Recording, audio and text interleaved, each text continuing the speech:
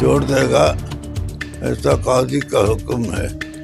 अभी उसके लिए अभी बात कर रहे हैं। खानदान से सब इसको कबूल किए तो कत्ल छोड़ देगा, अगर कबूल नहीं किए तो नहीं छोड़ेगा। अभी यहाँ तक पहुँच गया। केरल की नर्स निमिषा प्रिया की फांसी की सजा पर विदेश मंत्रालय का बड़ा बयान सामने आया है। विदेश मंत्रालय के प्रवक्ता रणधीर जायसवाल ने गुरुवार को यह कहा कि यह एक संवेदनशील मामला है और भारत सरकार इसमें हर संभव मदद कर रही है। रणधीर जायसवाल ने कहा कि हमने परिवार की सहायता के लिए वकील भी मुहैया कराया है। Can you give more details on this Nimisha Priya's case in Yemen? How the sentence was differed? There is a report that a cleric from Kerala named Sri Kantapuram Musaliar had a big role in this to play. So what is the reaction of ME on this? You all have been following this very closely. This is a very sensitive matter and the Government of India has been offering all possible assistance in the case. ये एक संवेदनशील मामला है और भारत सरकार इसमें हर संभव मदद कर रही है। हमने कानूनी मदद मुहैया कराई है और परिवार की सहायता के लिए वकील भी नियुक्त किया गया है। हमने सुनिश्चित किया कि निमिषा प्रिया के परिजनों के लिए नियमित काउंसलर मुलाकातें होती रहें। साथ ही साथ दूतावास ने स्थानीय अधिकारियों और निमिषा प्रिया के परिजनों के साथ नियमित संपर्क बनाए रखा है ताकि इस मसले का हल निकाला जा सके। बीते कुछ दिनों में हमने खास कोशिश की कि निमिषा प्रिया के परिवार को दूसरे पक्ष के साथ आपसी समझौता के लिए और समय मिल सके। यमन के स्थानीय अधिकारियों ने 16 जुलाई 2025 को निर्धारित उनकी सजा के क्रियान्वयन को फिलहाल स्थगित कर दिया है। हम इस मामले पर करीबी नजर रखे हुए हैं और हर प्रकार की सहायता जारी रखेंगे। हम कुछ मित्र देशों से भी संपर्क में हैं। And render all possible assistance in the case. We are also in touch with some friendly governments in this regard. Nimisha प्रिया पर यमनी नागरिक दलाल अब्दुल महदी की हत्या का आरोप है। महदी का परिवार निमिषा प्रिया को फांसी दिलाने की मांग पर अड़ा है और परिवार ने ब्लड मनी भी लेने से इनकार कर दिया है, जिसकी बदौलत निमिषा प्रिया की जान बचाई जा सकती है। ऑल इंडिया जमीयतुल उलेमा के महासचिव और सुन्नी नेता कंथापुरम एपी अबू बकर मुसलियार की पहल पर निमिषा को फांसी से बचाने की पहल जारी है।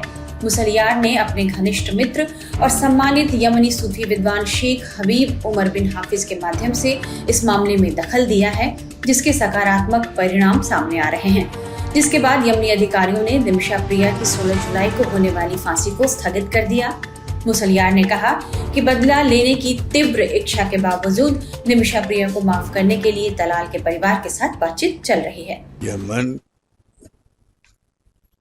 यमन में एक कत्ल हुआ। वो कत्ल के बाद कोर्ट में जाके केस हुआ। वो केस में एक औरत का नाम है निमिषा प्रिया, वो नॉन मुस्लिम है। वो ये औरत को कत्ल करने का हुक्म हुआ है। वहाँ का उलमा से बोल दिया इस्लाम में कत्ल के बजाय दियत देना, कवद देना ये भी है।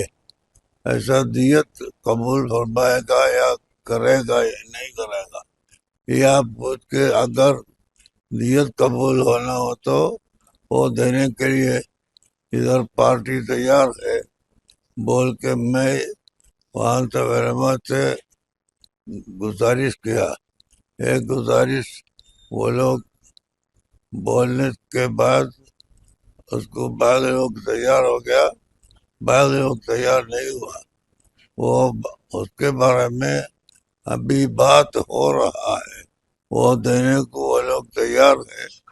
वो दिए तो कत्ल से छोड़ देगा, ऐसा काजी का हुक्म है। अभी उसके लिए अभी बात कर रहे हैं। खानदान से सब इसको कबूल किए तो कत्ल छोड़ देगा, अगर कबूल नहीं किए तो नहीं छोड़ेगा। अभी यहाँ तक पहुँच गया। कल कत्ल का दिन मुकर्रर किया था, वो चंद दिन के लिए ये काली, वहाँ यमन का काली चेंज किया, उसके बाद चंद दिन के लिए वो तगैर कर दिया हुक्म को। हम तो एक इंसान की हैसियत से ये करने की तलब किया।